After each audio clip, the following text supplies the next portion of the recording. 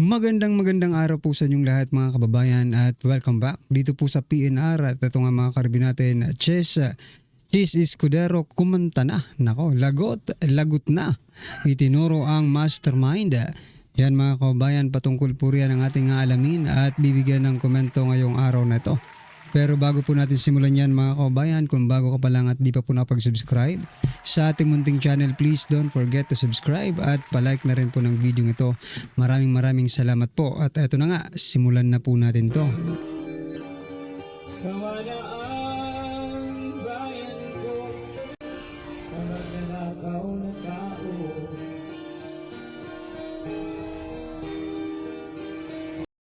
So yan mga kababayan, bago po natin muling i-play ang video ito at bigyan natin ng reaksyon, eto, bigyan muna natin ng reaksyon at pasadahan po natin itong mga nagte-trending na mga balita dito po sa mundo ng social media at unahin na nga po natin ito.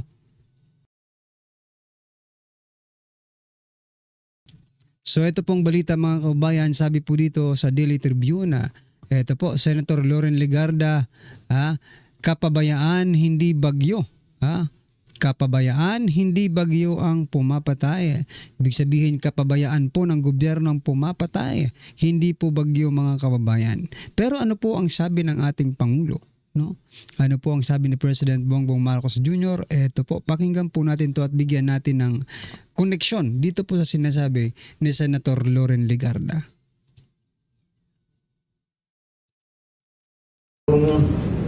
Huwag na palitan na natin ang pag-iisip natin. Hindi ito unusual, hindi ito emergency. Ito gayon talaga ang panahon. At mangyayari ito, sinasabi, ang estimate daw sa bagyo dito para sa Pilipinas sa taong ito, 12 to 15 na bagyo. So nakatatlo na tayo. So to be conservative, ibig sabihin isang dosena pa ito na dadating. Kaya huwag na nating isipin na baka magkabagyo. Huwag tayo mag-isip na gano'n. So, nag-gets niyo po ba yung sinasabi ni President Bongbong Marcos Jr.? Ibig sabihin, pabayaan na lang po natin ang bagyo. Dahil normal na po ito sa ating bansa. Siyempre, normal po ito. At wag na natin daw isipin na ito po ay emergency. Ibig sabihin, pabayaan na natin yan. Ito na to, natural na ito sa Pilipinas. Di ba? Pero ano po ang sabi ni Senator Loren Legarda? Kapabayaan. Ibig sabihin, dito pinababayaan na lang pabayaan nyo na lang yung bagyong yan. No? Sabi po ni Senator Loren Legarda, kapabayaan, hindi bagyo ang pumapatay. Bukod sa kapabayaan, mga kababayan, corruption din po ang pumapatay sa taong bayan. Di ba? At yun din po ay nanggaling dito kay Senator Loren Legarda na sabi niya ay korupsyon ang pumapatay. Sapagkat di ba itong mga flood control projects, pag kinurap yan, no, hindi na magiging standard yung mga magagawang mga projects. Bukod dyan, eto pa, sinigundahan pa ng kapabayaan, which is ito po ang patunay na nagpapabaya talaga ang gobyerno, di ba? Kasi pabaya, it is parang sabi ni President dito, normal na lang yan Hindi na emergency yan. Kung baga pabayaan nyo na yung mga bagyong-bagyong yan, di ba? Anyway, ano po ang inyong masasabi diyan mga kaubayan? I-comment nyo na lang po. At ito, pasalaan din po natin ito Ito, totoong nangyayari to sa totoong buhay. Sabi po dito, what 20 pesos per kilo rice. Libanan says many Pinoys still pay 45 plus for staple grain. Totoo. Palakpakan po natin. Sabi po ang masasabi ko dito mga kabayan, di ba sinabi po ni President Bongbong Marcos Jr. na dream come true na yung 20 pesos per kilo ng rice.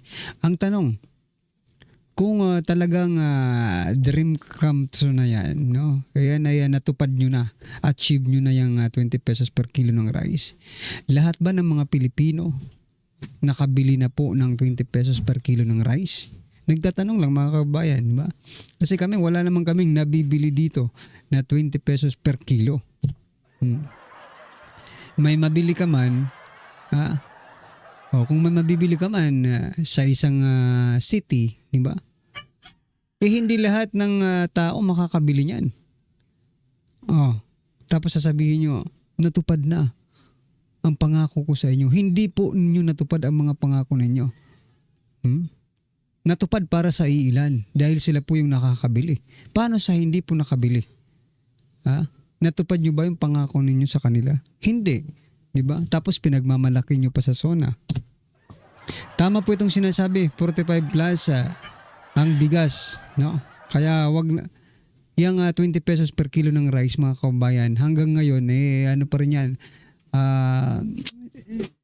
parang ang hirap tanggapin. Ang hirap tanggapin na isinama yan sa SONA nila. Or in fact, hindi na mga lahat ng Pilipino ay nakapag-avail ng 20 pesos per kilo ng rice. Kayo ba? Ikaw na nanonood, nakabili ka ba ng 20 pesos per kilo?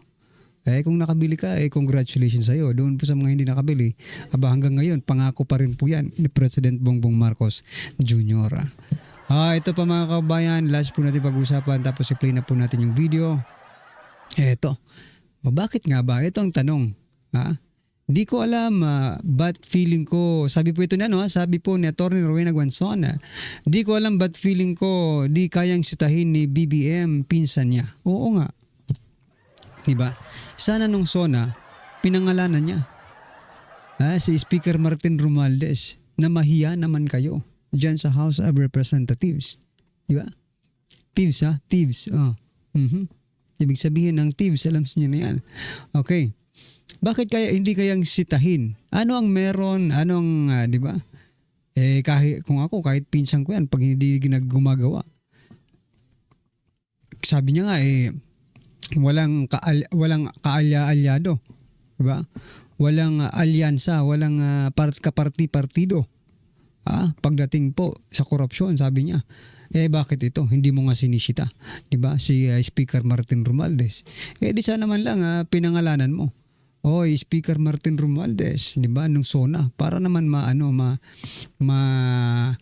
magising sa pagkakatulog, di ba? Speaker Martin Romualdez ng House of Representatives. Gumawa kayo ng paraan na imbestigahan nyo mga sarili nyo. Di ba? Anyway, ano pong inyong masasabi dyan mga kaubayan? I-comment nyo na lang at ito, pasadahan po natin ang video ito.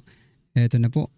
Pag-usapan na po natin mga ganyan, naganap sila ng ibang issue. Itinuturo nila ngayon si Chis Escudero, kung ano-ano sinasabi nila kay Chis Escudero, di ba? Again, hindi ko po pinagtatanggol si Chis Escudero pero kitang-kita yung para pagtakpan nyo yung kapalpakan nyo, yung kababuyan nyo diyan sa kamera, yung kawalangyaan ninyo diyan sa kamera. Naghahanap kayo ng ibang issue at ang napili ninyong issue ay walang iba kung hindi yung kay Chis Escudero, di ba? At take note, eto po take note po. Nalaman na po ni Chis Escudero kung sino yung di umano allegedly nag-ooperate sa kanya ng paninira. Ito, panoorin natin Pinangalanan na ni SP Chis Escudero ang posibleng may pakana umano ng sinasabi niyang demolition job laban sa kanya. Yan ang agenda report ni Hannity. May suspetsya na si SP Cheese sa umano'y nasa likod ng demolition job laban sa kanya. Posible raw na si Ako Bicol Party List Representative Zaldico Naku. ito. Una nang lumitaw ang isang Zaldico yung best friend natin si Zaldico. Totoo ba yan, Zaldico? Hindi ako nagsabi nito baka na naman ako ang anuhin mo dyan. Hindi ako nagsabi nito. Ang nagsabi nito si Chis Escudero. Kaya nga ang tanong natin, totoo ba na ikaw ang may pakana ng demolition job kay Chis Escudero? Naku po. Bakit naman ganon? Bakit ganon? Tingnan nga natin. CCTV footage na bumisita umano si Escudero sa opisina ni House Speaker Martin Romualdez. Ayan, Sa exclusive Kitang-kita ninyo yung CCTV. Halatang CCTV, di ba? political report, kasagsagan daw yon ng BICAM. At katunayan, holiday pa ng bumisitang senador. Yan ay para tiyaking maipapalaman daw talaga ang higit 142 billion peso insertion sa 2025 national budget. Tinanggi naman ni Escudero ang akusasyon. Agarang buwelta ng senador sa isang panayam, it's easy to do a 1+1 at foolishness will catch up. Dahil matapos ang kasagsagan ng budget issues, wala naman daw tinanggal na sinuman sa Senado, kundi sa House of Representatives. Pinatanggal umano si Ko bilang House Appropriations Committee Chair. Sinusubukan pa ng bilyon So may motibo rin no, na gumawa ng kasinungalingan itong si Ko, 'di ba? Kasi tinanggal po siya bilang chairman ng Committee on Appropriations, 'di ba? So hindi rin natin masabi kung totoo itong kanyang sinasabi. Kasi may ano siya, may personal motibo siya. Nasiraan po si Escudero. Maybe nakita po ni Escudero, mga kaubayan, eto hindi naman natin sa inaano nakita po ni Escudero that there is something wrong with the budget, no? Hindi naman natin sinasabing malinis talaga si Escudero dahil siya rin ay nandoon, di ba? At malamang nabasa niya yung BICAM report na yon, di ba? Tinanggal po si Saldico. Ngayon, maybe lang ito speculation lang natin. Nagkaroon ng hinanakit itong sama ng loob itong si Saldico. Pero kung magkakaroon man siya ng sama ng loob, bakit hindi sa speaker? Diba? Dapat sa speaker Yung speaker po ang nagtanggal sa kanya. Diba? Nagpinalitan. Diba? Ni Kimbo. Bakit hindi sa speaker? Mga kaubayan. Or maybe the speaker and Zaldico ay meron plano kay Chis Escudero. Diba? Alin po dyan mga kaubayan ang pwede nating medyo malapit sa katotohanan. Diba? Kasi si speaker under niya naman si Saldico. Ngayon, ang nagja-justify pa sa ano natin sa instinct natin. Instinct talaga. Dahil nga po dito sa hindi sila nagtagumpay na ma-impeach si Vice President Sara Duterte dyan po sa Senado. Kaya maybe this is their plan para maka-rest back dito kay Senator Escudero, kay Senate President Escudero. Diba? Maybe ginagamit lang si Saldico ng isa dyan sa House of Representatives na si Tambaluslos para masira ang pangalan ni Senate President Escudero. Yan po ay speculation lang natin mga kabayan. Siyempre hindi mo naman napipigilan ng isang Pilipino na mag-isip, di ba, ng kung ano-ano sa mga issue sa ating bansa. And it is our right naman mga kababayan, okay? Pinangungunahan lang natin mga kababayan, di ba? Ano po ang inyong masasabi dyan mga kababayan? I-comment nyo na lang po sa baba para malaman po natin mga kababayan ang inyong opinion. Maraming salamat po sa mga hindi pa po nakapag-subscribe mga karibyo natin. Mag-subscribe na po kayo. At ayan, gamitin nyo po yung QR code na ito at para po kayo makapag-subscribe. Maraming salamat po. Sa walaan